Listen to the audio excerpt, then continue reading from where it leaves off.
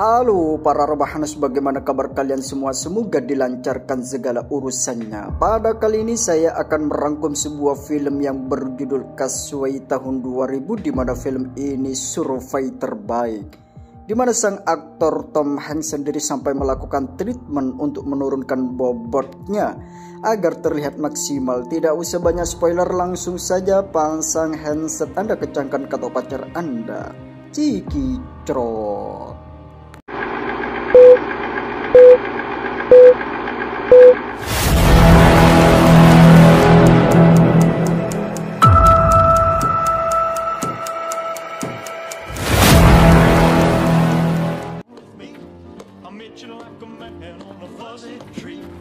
Pada tahun 1995 berlatar difokuskan seorang pegawai perusahaan jasa ekspedisi bernama FedEx atau Federal Express. Cak Nolan adalah teknisi sistem yang berfokus untuk memecahkan masalah yang bergerak di bidang permasalahan pengiriman paket, yang telat pengiriman, yang lelet atau yang tertukar, atau kurir yang tak ramah dan lain sebagainya.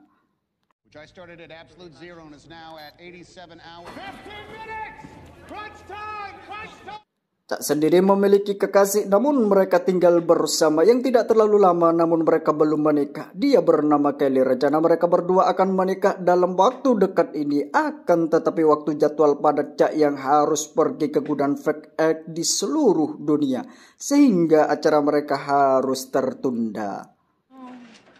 Home indeed. I love that you're home. Tepat saat makan malam di malam Natal, Cak pun mendapatkan tugas yang harus segera pergi ke Malaysia malam ini juga. Dengan kata lain, mereka berdua harus mengatur ulang jadwal pernikahan dan pekerjaan supaya dapat waktu luang untuk menikah. That'll be easy. When are you defending your dissertation thing? If I do that, the third or the fourth, I'm gonna... Sebelum berangkat memasuki pesawat, Kylie memberikan hadiah Natal, yaitu jam saku model vintage yang di situ terdapat foto dirinya agar supaya selalu mengingatnya dan segera mempersunting agar hubungan mereka bisa sah, sakinah, mawaddah, warahmah.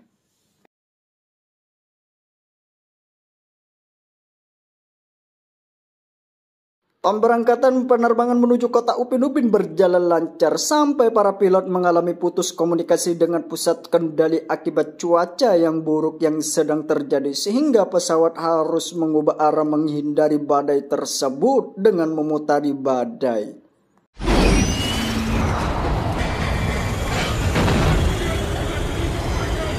Namun akhirnya tiba-tiba terjadi turbulasi yang mengakibatkan ledakan kepada pesawat yang membuat pesawat harus mendarat darurat di permukaan air. Cak disuruh memegang erat-erat sebuah pelampung yang ketika di situasi semakin kacau dan tiba-tiba...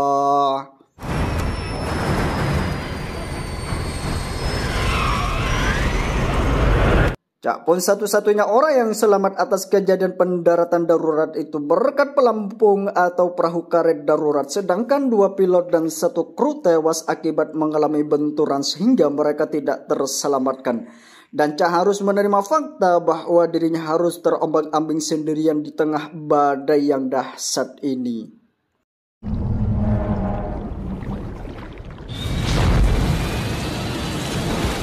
Sebuah keajaiban memberikan keselamatan kepada Cak ketika Cak terdampar di sebuah pulau terpencil di mana dia mencoba meminta pertolongan dengan tanda hati. Beberapa tim evakuasi mencari keberadaannya.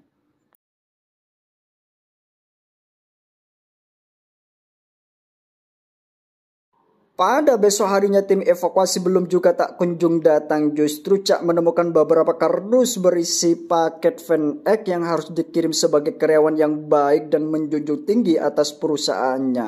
Yang terikat visi dan misi, Cak pun merapikan paket tersebut karena besar harapan tim evakuasi menemukan dan paket tersebut masih harus dikirim ke penerimanya.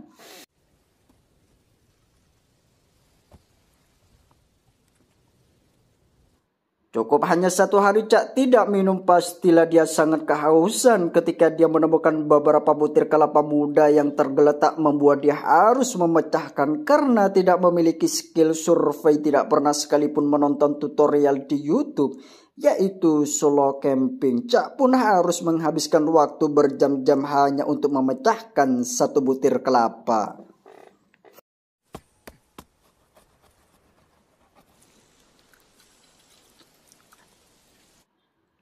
Ketika tenaganya pun kehabisan oleh membuka kelapa, Cak pun mencoba mencari ikan untuk dimakan, di mana dia justru menemukan sebuah gua kecil, lebih tepatnya celahnya di antara bebatuan bukit yang tidak ada apa-apanya di sana. Ketika sedang berada di atas bukit, dia melihat ada satu kru pesawat yang berhasil sampai ke darat. Namun saat dihampiri, kru sudah menjadi mayat. Dengan penuh kekecewaan menguburkannya, harus menerima fakta bahwa dirinya akan terdampar sendirian di pulau terkecil dengan waktu yang tidak bisa ditentukannya.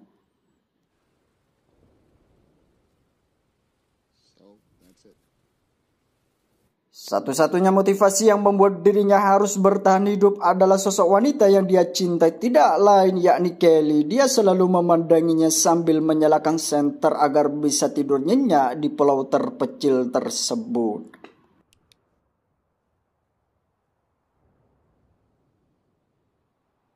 Beberapa hari berlalu, Cak pun mulai bisa beradaptasi dengan menyesuaikan dirinya dengan alam liar. Menggunakan insting bertahan hidup dengan menggunakan cara menghidupkan api dan cara membuka kelapa, cara menangkap ikan di laut dengan minum air dari dahan daun. Yang semua ini tentu tidak bisa memenuhi bibirnya untuk basah, tapi saja merasa lapar, merasa kehausan setiap hari.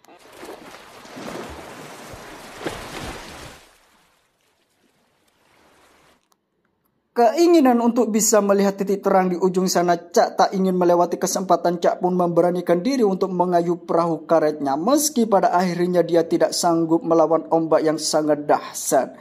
Namun di malam hari yang sunyi, di saat itu cuaca sangat buruk sehingga Cak memutuskan untuk tidur di dalam gua kecil yang dia temukan, dan mungkin gua ini akan menjadi tempat untuk tidur beberapa waktu ke depannya.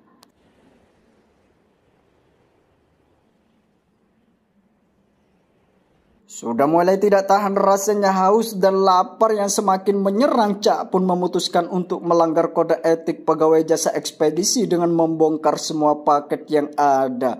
Berharap ada sesuatu yang bisa dimakan atau diminum, namun kebanyakan berisi barang-barang yang tidak penting.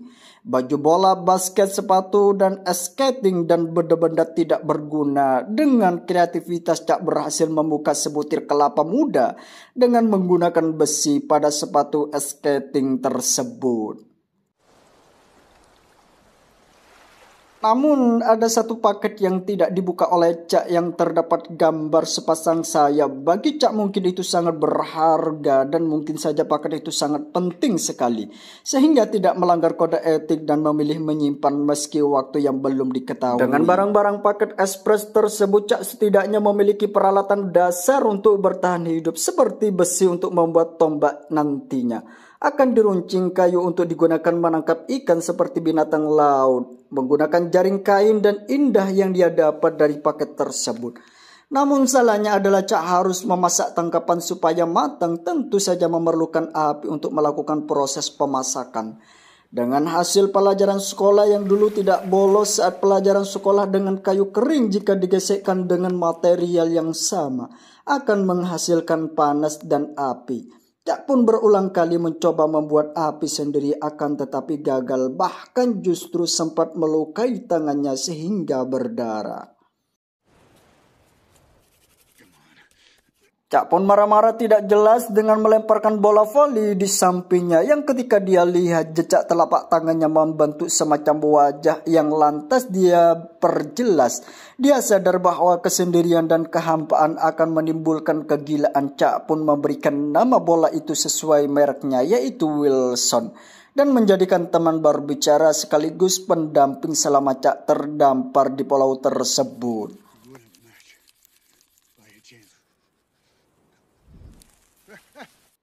Dengan semangat bola voli merek Wilson, Cak terus berusaha sehingga menghasilkan membuat api menggunakan material yang tepat, yakni serabut kelapa yang mudah terbakar, yang memang di kampung saya pribadi dijadikan bahan bakar untuk membakar ikan.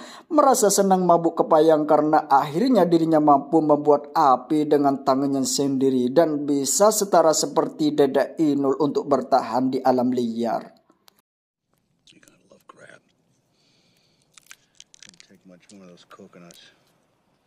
Setelah dirinya merasa tenang dan merasa bahagia karena sudah bisa menghasilkan api dan membuat makanan sendiri, dan dia pun menemukan beberapa metode yaitu untuk bertahan hidup.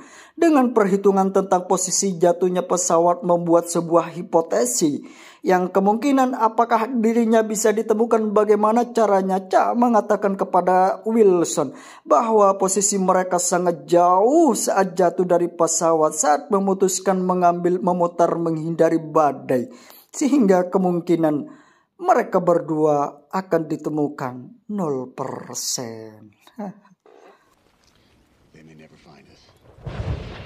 Beberapa minggu berlalu, Cak merasakan sakit gigi karena dia sadar jika selama ini menunda-nunda mengobati gigi berlubangnya kepada dokter gigi langganannya bernama James. Cak takut jika dibiarkan akan menjadi infeksi yang disebut dengan sepsis. Lebih baik mencabut giginya secara manual dengan cara yang sangat menyakitkan, tapi hanya 1 kali saja.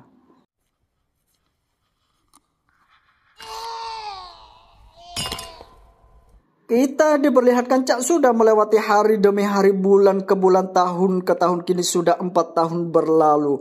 Postur tubuh lebih kurus dengan janggut rambut yang tidak karuan. Dia sudah terbiasa dengan makan makanan mentah seperti ikan. Dengan hari-harinya mencari makanan dan minuman di pinggir pantai dan di pinggir hutan.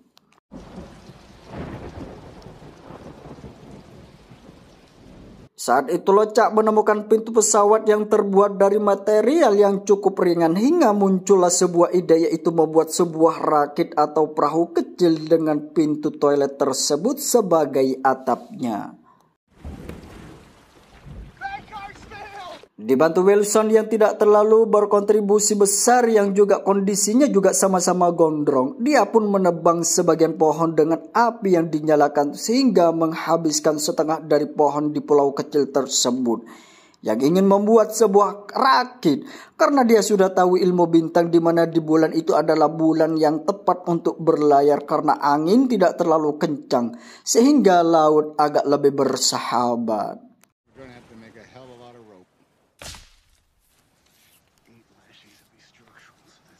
Di ruang waktu Cak membuat raketnya, Cak naik ke atas bukit yang di situ kita akan diperlihatkan bahwa selama 4 tahun ini Cak sampai berinisiatif untuk bunuh diri dengan keinginan yang besar untuk bertemu dengan sang kekasih.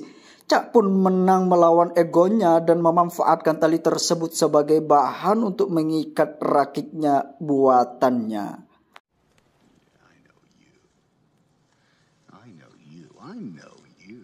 Setelah hari dia akan memulai untuk bersiap berlayar, Cak pun berkemas sambil membawa satu paket yang selama ini yang selalu disimpan sebagai kerawan yang taat aturan.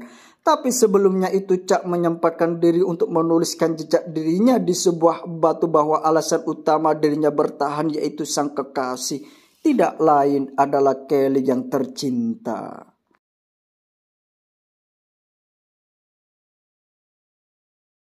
Cak sudah berhasil melawan terjangan ombak, dia pun memandangi pulau tersebut dengan penuh kesedihan.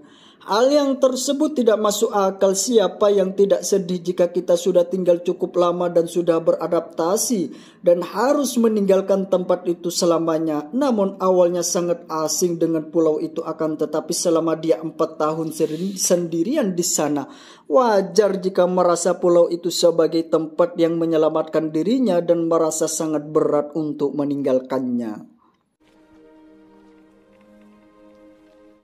Selama perjalanan berlayar, Cak sempat berjumpa dengan seekor paus dengan jenis paus bungku atau humpback whale. Tidak ada interaksi yang sangat spesial, namun saling pandang satu sama lain. Namun momen itu adalah momen langka yang tidak akan pernah dilupakan oleh Cak seumur hidupnya. Berhari-hari di tengah lautan dengan bertahan hidup memakan ikan yang ditangkapnya, dan Wilson pun dan Cak harus kehilangan atap rakit yang diterjang oleh badai. Tapi beruntung rakit yang dibuatnya cukup sangat kuat sehingga mereka berhasil melewati cuaca buruk tersebut. Akan tetapi sedihnya Cak kehilangan Wilson karena terlepas dari rakit yang jaraknya terlampau jauh. Cak pun dengan sangat berat hatinya harus merelakan Wilson yang sudah lama menemaninya selama 4 tahun.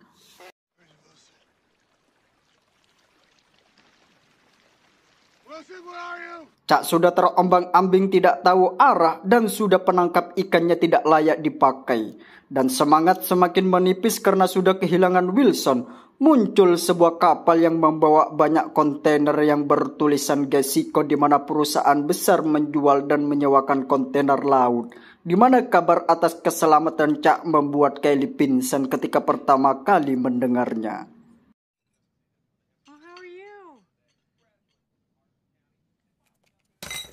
Di mana kita akan diperlihatkan Cak yang berada di bandara Van Eyck untuk berjumpa dengan Vers. Di mana di saat itu muncullah dokter gigi yang akan memperbaiki gigi dulu yang pernah terjadi sakit gigi di pulau tersebut. Dan akan sangat terkejut saat mengetahui dokter gigi ini adalah suaminya si Kelly. Kedatangan ke sini adalah untuk memberi pengertian kepada Cak bahwa selama 4 tahun Kelly mengalami masa-masa sulit. Yang intinya daripada kedatangannya adalah agar Cak mengerti posisi dan tidak merubah posisi apa yang sudah terjadi.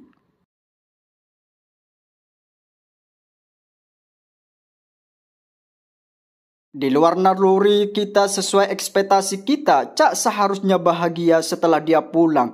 Cak ini merasa asing dengan lingkungan selama ini. Contoh seperti makanan dan api yang sangat mudah didapatkan.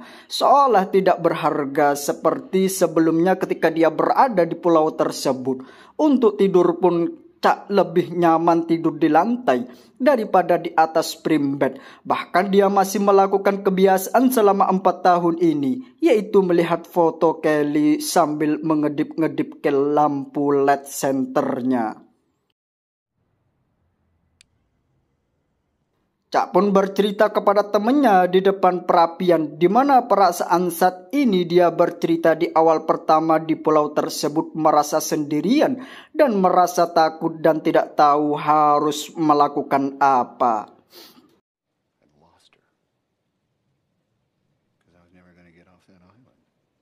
Sudah 2 kali Cak kehilangan Kelly ketika terdampar di pulau dan saat sudah kembali ke tempat asalnya. Namun hikmah yang bisa didapat dari semua ini adalah bersyukur bahwa dia masih bisa hidup dan harus terus hidup dan bertahan hidup. Sehingga sekarang Cak mulai tersadar adalah seorang wanita atau manusia tidak bisa dijadikan motivasi utama dan tujuan utama untuk tetap hidup. Akan tetapi zat yang lebih besar dari alam semesta yang tidak akan pernah mengecewakan dan meninggalkan kita, yaitu Tuhan semesta. Dan satu-satunya tips tidak pernah merasa kecewa sendirian, yaitu dengan bersyukur dan menjalankan segala perintahnya.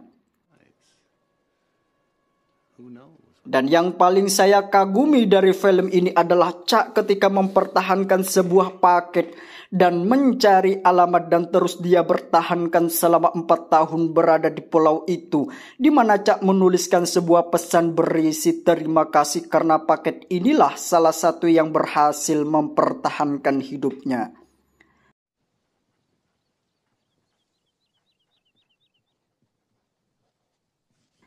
Selanjutnya Cak berdiri tempat di perempatan jalan, bingung akan pergi kemana. Hingga dia teringat dengan Tuhan dan dia akan memutuskan untuk berhijrah. Akan menjadi kepribadian yang lebih baik dan akan mengabdikan sisa hidupnya kepada zat lebih besar daripada dirinya dan alam semesta ini. Ternyata dari Red In film ini masih penasaran dengan isinya paket terakhir yang dipertahankan oleh si Cak ini. Namun film ini sudah tamat, ending yang membagongkan.